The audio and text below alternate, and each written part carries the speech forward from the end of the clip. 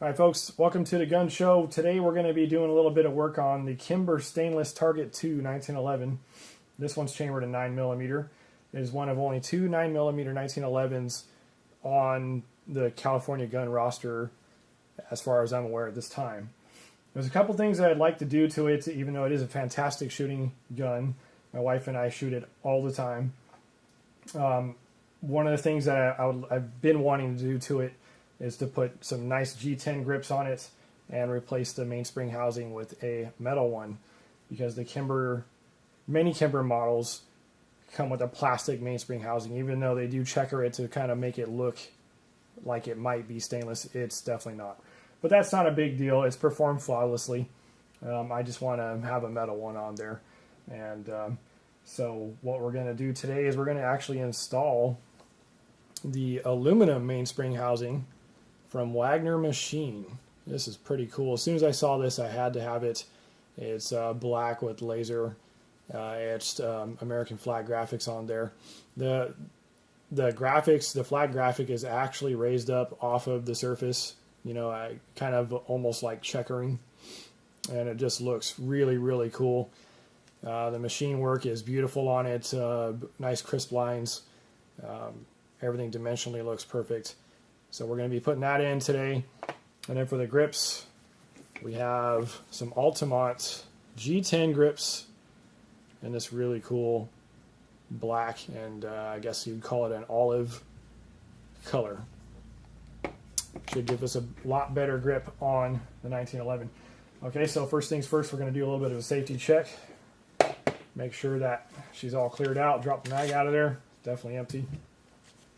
Rack the slide off. Of course, this is my safe direction over here.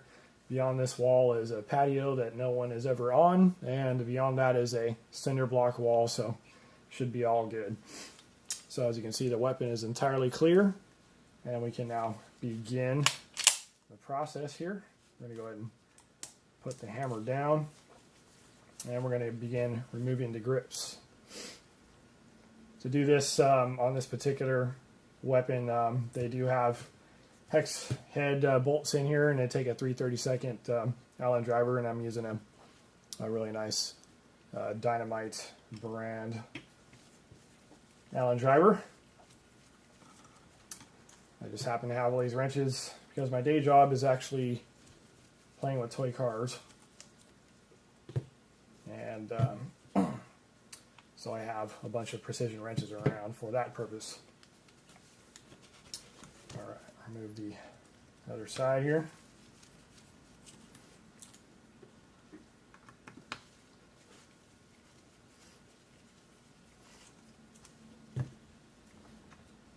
All right, pretty straightforward with removing the grips. So with that done, we'll go ahead and replace that mainspring housing now. And for that, all we simply do is throw some pliers with some, you know, rubber or plastic covering over the handle so we don't mar the finish up on the frame here. And then we'll get a punch.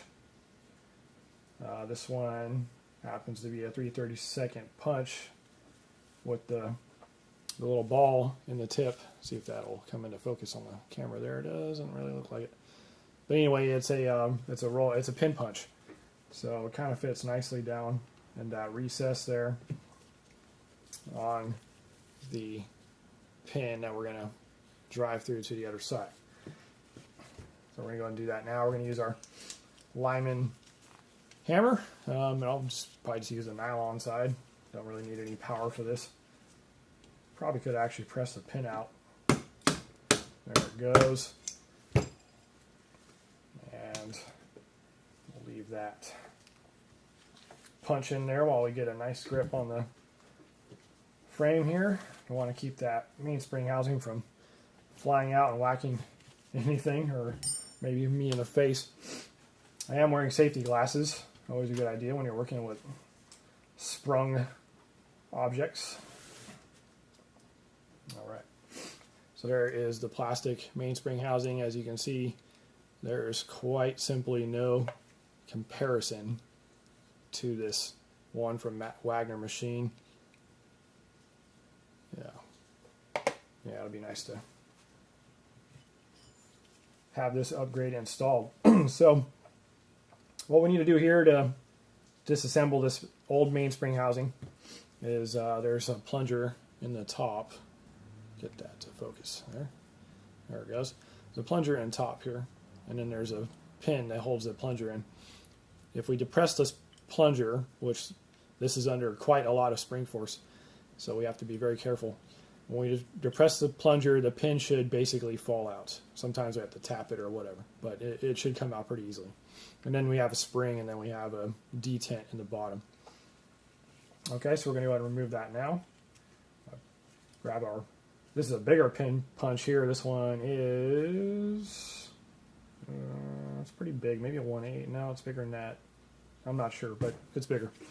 Anyway, we'll press that plunger in, the pin comes out, and then we're just going to slowly release the pressure. And so you can see there. And we'll pull that thing out of there. And we have also in the bottom the detent that secures the takedown pin that we removed earlier. Okay, so now we can discard the old mainspring housing. We'll get the Wagner machine out and make sure our detent's in the spring. There's your completed spring, plunger, spring detent. Put that down into the mainspring housing, and I'm going to flip the mainspring housing so that it's basically face down, as in the part that faces outside the back of the frame will be down, because that's the way the pin needs to go in. The pin does have a little head on it. Let's see if we can get that into focus there. Not sure if we can. Yeah, it's going to be kind of hard. We'll have to work on this camera a little bit, but anyway, it does have a head on one side, and so I'll just put that in the hole just like that, and then we'll just press that spring down and use the thumb to press that pin in once we get the spring depressed. And sorry that's not focusing there. I'm not sure what the deal is with that. Anyway, let's go ahead and install that guy. It does take quite a bit of pressure, as I said before, but it's not difficult by any means. And you can see there's that pin in place, and we see we have our plunger seated nicely. So that's ready to go back in the gun. So we will do that now. And when we do this, we need to make sure that down here you can see we have the hammer strut, which is, you know, this pin-like device hanging off of the hammer, and then we have our sear springs. We got to make sure that we have both of those squared away. The hammer strut needs to be in this groove in the beaver tail. See if you guys can see that. Yeah, you should be able to see that. So you can see the hammer strut is in that groove, so that now we are ready to put our mainspring housing in. It just kind of fits in the groove there, and we'll press it up. And then when we get to about there, to the end of the hammer strut, we do need to make sure that hammer strut goes into the plunger in the mainspring housing. So tilting the gun this way a little bit can kind of help with that. And come on, give it a little tap here. There we go. So that is placed, and then we'll grab our pin and we will put it back into the frame in the same direction. I guess this would be the, you know, here in the U.S. it'd be the driver's side of the gun, and that's the side that the pin will go in. And so then we'll just press the mainspring housing in with the thumb. Sorry, it gets a little bit awkward here, but press it in with the thumb, and then press the pin down. And grab our hammer once again, and we can just kind of give it a couple taps there, and it should go down in. Yeah, get those back here real quick and give it a couple taps. See, down in there flat with the frame, and that should be it. So now we'll function check the gun just to make sure that it's all operating. Our beaver tail feels good.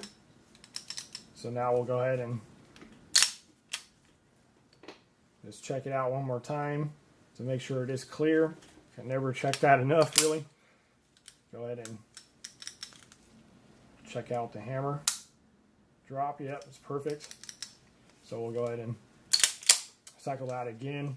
This time we'll make sure to not engage the beaver tail, and we'll pull the trigger. Nothing happens at all, which is exactly what we want. Now we'll flip the safety on. We'll grab the beaver tail and we'll pull the trigger. Nothing happens, which is also exactly what we want. So now we'll go ahead and release the safety. Go ahead and put the hammer down. And we can get back to installing those new grips.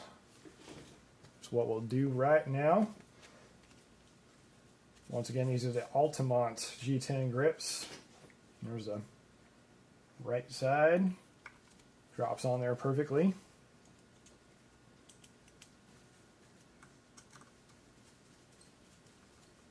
You might notice I'm not using any Loctite. You certainly could, but I choose not to because I do take my gun apart, all my guns, take them all apart quite often for cleaning. And as part of that, I usually do take my grips off because I'm OCD like that. And I just have to have every part of the gun clean when I do clean it.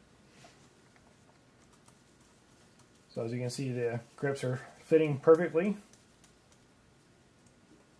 And also, I will say the mainspring housing fit in there just perfectly. It didn't have any excessive play. And it wasn't too tight, didn't require any shaving or anything like that. And looks perfect.